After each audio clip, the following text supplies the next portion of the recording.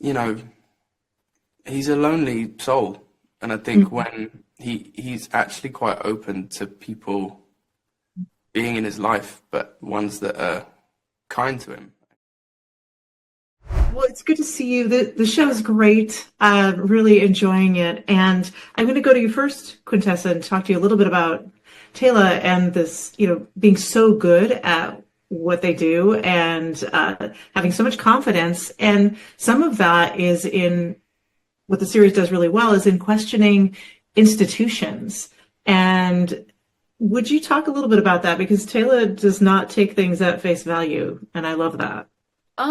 I think Taylor's sensibility, like whether it's just her personality or her sensibility towards the world, is I think a very open curiosity and questioning of things. I think, not to give anything away, but like when she was younger, she was more rambunctious and kind of like all over the place, and that came at a cost.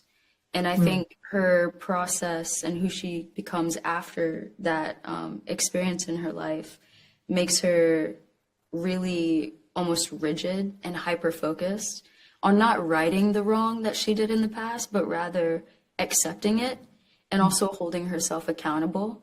And I think in that practice, she like questions the world around her and wants to protect so many people around her and just be very yeah, I don't know how to finish that. That's okay. That was a lot of good. It was somewhere there. There was a lot of good in there, so thank you. Yeah, I'll take it. And Leo, amid this like kind of spy show where there's so much action and intrigue, and your character Edward he's such an intellectual, but there's this really beautiful kind of love story that is happening there with Adam. And would you talk a little bit about how that love story shifts who Edward is a bit? Because he's also quite rigid. Yeah, I think with Edward, he is so driven that he does really come across to people he meets as rigid or obnoxious. And I think actually deep down he's trying to find his place in the world, and he's trying to, he's a lonely soul. And I think when he's actually quite open to people being in his life, but ones that are kind to him and good to him. And I don't know, are we doing spoilers in this one?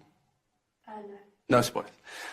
Okay. And I think Adam is that. He doesn't kind of assume that Edward is anything until they start talking, which is I think a lot what people do with Edward before that. They either assume that he's like, an asshole, or right. A nerd, or even like a hunky Cambridge guy.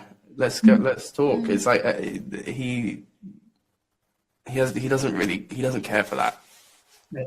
Whereas like Adam kind of cuts through that.